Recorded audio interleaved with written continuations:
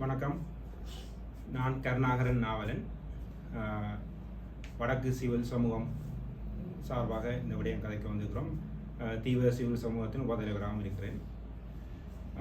அதாவது எமது தமிழ் இனத்தின் உயரிய ஒரு நீதிபதியாக செயற்பட்டு மக்களுக்கான பல வழக்குகளை தற்துணிவாக நின்று பல அச்சுறுத்தல் காலத்தின் மத்தியிலும் கூட நீதியை வழங்கிய எமது மேல் நீதிமன்ற நீதிபதி மாணிக்கவாசர் இளஞ்செழியன் அவர்களுக்கு பதவி உயர்வு வழங்கப்பட வேண்டிய நிலைப்பாடானது வழங்கப்படாமல் அநீதி இழைக்கப்பட்டிருக்கிறது.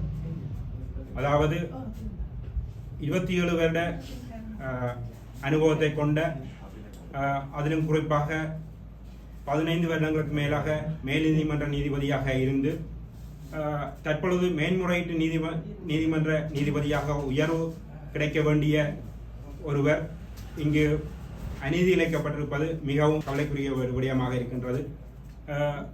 குறிப்பாக இதிலே எமது தமிழினம் சார்ந்தும் சிறுபான்மையினம் சார்ந்தும் இந்த அநீதி இழைக்கப்பட்டிருக்கிறது. அதிலும் தற்போதைய அரசாங்கம்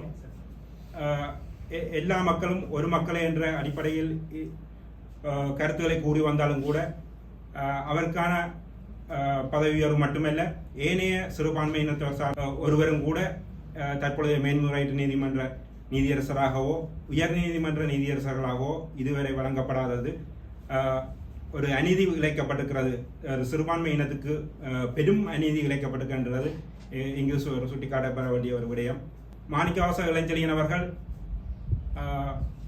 பல வழக்குகள், குறிப்பாக எமது யுத்த காலத்தில் இராணுவத்தால் பாதிக்கப்பட்ட எமது தமிழ் இனத்துக்கு மட்டுமல்ல முஸ்லீம் இனத்துக்கும் கூட வடக்கு கிழக்கு சார்ந்து பல நீதிமன்றங்களில் நீதிபதியாக இருந்து நீதியை வழங்கியவர்.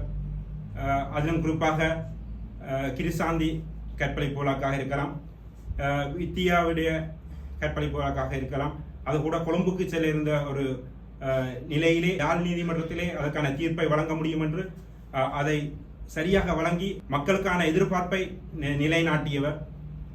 அதனை விட விசுவமடு 2 பெண்கள் கற்பழிப்பு வழக்குகள், இது போன்று பலவிதமான வழக்குகளிலும் தத்துணிவாக நின்று பாதுகாப்பு அச்சுறுத்தல் மத்தியிலும் நீதியை வழங்கி அதன் காரணமாக அமெரிக்காவில் கூட அவருக்கு ஒரு நாள் மேயருக்கான ஒரு கௌரவிப்பு நடைபெற்றது. இலங்கையிலே ஒருவருக்கு ஒரு நாள் மேயராக செயற்படக்கூடிய ஒரு அந்தஸ்து வழங்கப்பட்டது. உலக அளவில் அவருக்கு வழங்கப்பட்ட அந்தஸ்தானது நமது இலங்கையில் அவர் ஒரு தமிழனாக இருந்ததாலோ அல்லட்டி அரசாங்கத்தினுடைய பல வன்முறை செயற்பாடுகளுக்கு மக்களுக்கு இணைக்கப்பட்ட அநீதிகளுக்கும் தீர்ப்பை வழங்கியதன் காரணமாகவோ அவருக்கு பதவி உயர்வு வழங்கப்படாது என்பது அதனை சுட்டிக்காட்டி விரும்புகிறேன்.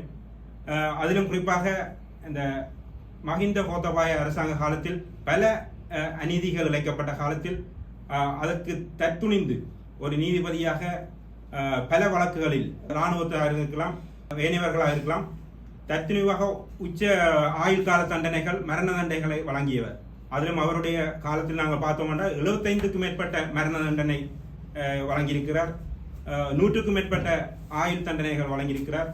எனவே அவ்வாறான ஒரு சிறந்த ஒரு அனுபவமுடைய தற்பொழுது இருக்கிற மேல் நீதிமன்ற நீதியரசர்களில் முதல் நிலையில் இருக்கின்ற நீதிபதிக்கு இந்த மேன்முறையீட்டு நீதிமன்ற நீதியரசர் பதவி வழங்கப்படாமல் அவருடைய ஓய்வு பெறுகிற நிலை இருக்கும் மட்டும் இந்த நிலையை வைத்திருக்கின்றார்கள்.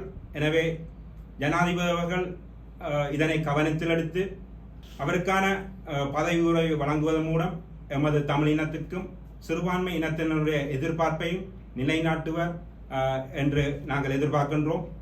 அதனை மிக விரைவாக நிறைவேற்ற வேண்டும் என்று சொல்லி எமது சிவில் சமூகங்கள் சார்பாகவும் எமது சிறுபான்மையின மக்கள் சார்பாகவும் கேட்டுக்கொள்கின்றேன்.